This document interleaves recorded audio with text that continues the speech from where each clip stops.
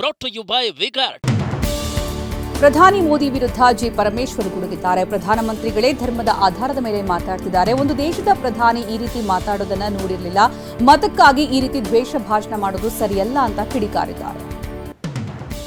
ರಾಜ್ಯ ಕಾಂಗ್ರೆಸ್ ಹಾಗೂ ಬಿಜೆಪಿ ನಡುವೆ ಜಾಹೀರಾತು ಸಮರ ಮುಂದುವರೆದಿದೆ. ಕಳೆದ 3 ದಿನಗಳಿಂದ ಜಾಹೀರಾತು ಮೇಲೆ ಜಾಹೀರಾತು ನೀಡುತ್ತಾ ಕೇಂದ್ರ ಬಿಜೆಪಿ ಸರ್ಕಾರಕ್ಕೆ ಮುಖಭಂಗ ಮಾಡಿದ್ದ ಕಾಂಗ್ರೆಸ್ ವಿರುದ್ಧ ಇಂದು ರಾಜ್ಯ ಬಿಜೆಪಿ ಕೂಡ ಜಾಹೀರಾತು ಅಸ್ತ್ರ ಪ್ರಯೋಗಿಸಿದೆ. ಕಾಂಗ್ರೆಸ್ ಡೇಂಜರ್ ಅಂತ ಜಾಹೀರಾತು ನೀಡಿದ್ದಾರೆ. ಕಾಂಗ್ರೆಸ್ ವಿರುದ್ಧ ಬಿಜೆಪಿ ಸಹ ಜಾಹೀರಾತು ಸಮರ ಸಾರಿದೆ. CM Siddaramaiah, DCM DK photo ಹಾಕಿ ಡೇಂಜರ್ ಚಿಹ್ನೆ ಹಾಕಲಾಗಿದೆ. ಕೆಜೆಹಳ್ಳಿ, ಡಿಚೆಹಳ್ಳಿ ಗಲಭೆ, ಕಾವೇರಿ ನೀರು, ಲವ್ ಜಿಹಾದ್ ಹಾಗೂ ಗೋಮಾತೆ ಎನ್ನುವ 9 ವಿಚಾರಗಳನ್ನು ಪ್ರಸ್ತಾಪಿಸಿದೆ.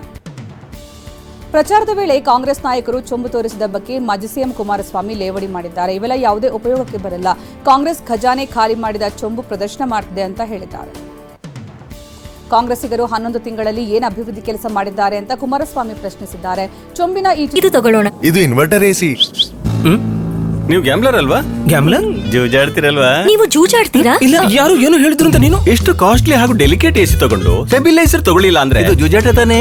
ಒಂದೇ ಫ್ಲಕ್ಚುಯೇಷನ್ ಗೆ ನಿಮ್ಮ ಇನ್ವರ್ಟರ್ ಎಸಿಯ ಪಾರ್ಟ್ಸ್ ಡ್ಯಾಮೇಜ್ ಆಗಬಹುದು. ಅದನ್ನು ವಿಗಾರ್ಡ್ ಉಪಯೋಗಿಸಿ ಸುರಕ್ಷಿತವಾಗಿರಿಸಿ. V Guard, India's number 1 stabiliser. ಚಿತ್ರದಲ್ಲಿ ಸರ್ಕಾರದ ಹಣೆ ಬರಹ ಹಾಕಲಾಗಿದೆ ಅಂತ ವಾಗ್ದಾಳಿ ನಡೆಸಿದ್ದಾರೆ. ಈಗ ನಮಗಿರುವ ಗ್ರೌಂಡ್ ಲೆವೆಲ್ ಮಾಹಿತಿ ಪ್ರಕಾರ ನಾವು 20 ಸ್ಥಾನ ಗೆಲ್ತೀವಿ ಅಂತ ಪರಮೇಶ್ವರ್ ವಿಶ್ವಾಸ ವ್ಯಕ್ತಪಡಿಸಿದ್ದಾರೆ. ಬಿಜೆಪಿ ಹೇಳೋ ರೀತಿ ದೇಶದಲ್ಲಿ 400 ಸ್ಥಾನ ಗೆಲ್ತೀವಿ ಅನ್ನೋದು ಸುಳ್ಳು. ಅವರ ಅಲೆ ಈಗ ಕಡಿಮೆ ಆಗಿದೆ ಅಂದಿದ್ದಾರೆ. ಬೆಂಗಳೂರು ದಕ್ಷಿಣ ಕ್ಷೇತ್ರದ ಬಿಜೆಪಿ ಅಭ್ಯರ್ಥಿ ತೇಜಸ್ವಿ ಸೂರ್ಯ ಪರ ಅಣ್ಣಾಮಲೈ ಪ್ರಚಾರ ನಡೆಸಿದ್ದಾರೆ.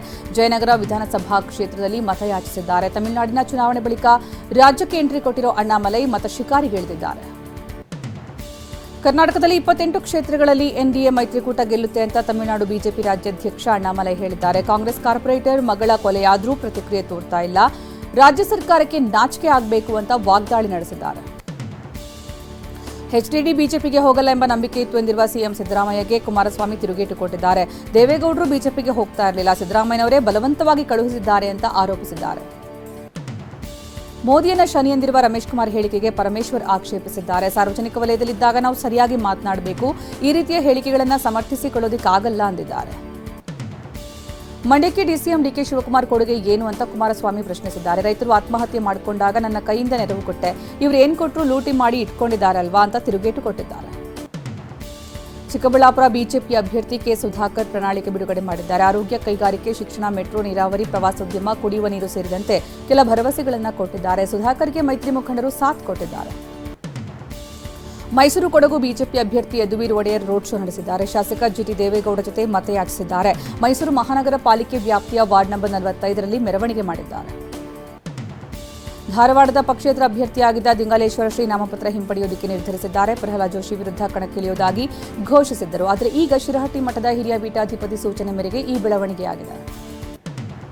ಕೋಲಾರದಲ್ಲಿ ಸಚಿವ ಮುನಿಯಪ್ಪ ಮುನಿಸು ಇನ್ನೂ ಕೂಡ ತಣ್ಣಗಾದಂತೆ ಕಾಣ್ತಾ ಇಲ್ಲ. ಕಾಂಗ್ರೆಸ್ ಅಭ್ಯರ್ಥಿ ಕೆವಿ ಗೌತಮ್ ಪರ ಪ್ರಚಾರಕ್ಕೆ ಬಾರದೆ ಮುನಿಯಪ್ಪ ರೆಬಲ್ ಆಗಿದ್ದಾರೆ. ರಾಹುಲ್ ಗಾಂಧಿ ಆಗಮಿಸಿದಾಗ ಮಾತ್ರ ಕೆಲ ಹೊತ್ತು ಪ್ರತ್ಯಕ್ಷವಾಗಿದ್ದ ಮುನಿಯಪ್ಪ ಬಳಿಕ ಪ್ರಚಾರಕ್ಕೆ ಹಾಜರಾಗಿಲ್ಲ. ಸಿಎಂ ಡಿಸಿಎಂ ಪ್ರಚಾರಕ್ಕೆ ಬಂದರೂ ಮುನಿಯಪ್ಪ ಬಂದಿಲ್ಲ.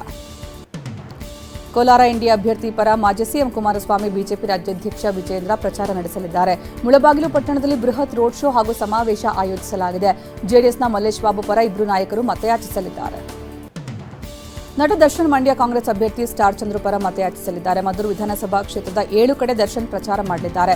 ಮಧ್ಯಾಹ್ನ 3ರಿಂದ ಸಂಜೆ 6 ಗಂಟೆಯವರೆಗೆ ದರ್ಶನ್ ರೋಡ್ ಶೋನಲ್ಲಿ ಭಾಗವಹಿಸಿದ್ದಾರೆ. ಮೈತ್ರಿ ಅಭ್ಯರ್ಥಿ ಪ್ರಜ್ವಲ್ ರೇವಣ್ಣ ಪರ ಪ್ರಚಾರಕ್ಕೆ ತೆರಳುತ್ತಾ ಇದ್ದ ಮಾಧುಸ್ವಾಮಿ ಕಾರು ಅಪಘಾತಕ್ಕೀಡಾಗಿದೆ. ಚಿಕ್ಕಮಗಳೂರು ಜಿಲ್ಲೆ ಹೇಮಗಿರಿ ಗೇಟ್ ಬಳಿ ಅಪಘಾತ ಸಂಭವಿಸಿದೆ. ಮಾಧುಸ್ವಾಮಿಯವರ ಕಾರು ಗುಜರಿ ಆಟೋಗೆ ಡಿಕ್ಕಿ ಹೊಡೆದಿದೆ.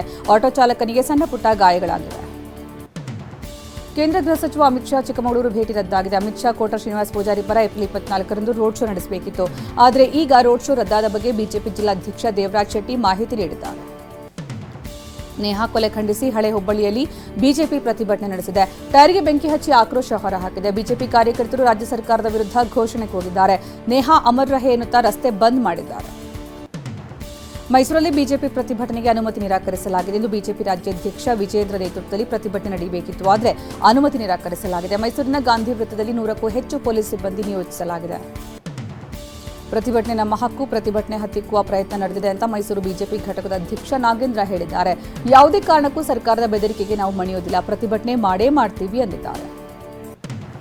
ಇನ್ಸುಲಿನ್ ತೆಗೆದುಕೊಳ್ಳಲು ಅನುಮತಿಸುವಂತೆ ದೆಹಲಿ ಸಿಎಂ ಅರವಿಂದ್ ಕೇಜ್ರಿವಾಲ್ ಪತ್ನಿ ಹೈಕೋರ್ಟ್ ಮೊರೆ ಹೋಗಿದ್ದಾರೆ. ದೆಹಲಿ ಹೈಕೋರ್ಟ್ ಇಂದು ಈ ಬಗ್ಗೆ ತೀರ್ಪು ನೀಡಲಿದೆ. ಹೈಕೋರ್ಟ್ ಪ್ರಕರಣ ಸಂಬಂಧ ವಾದ ಪ್ರತಿವಾದ ಆಲಿಸಲಿದೆ.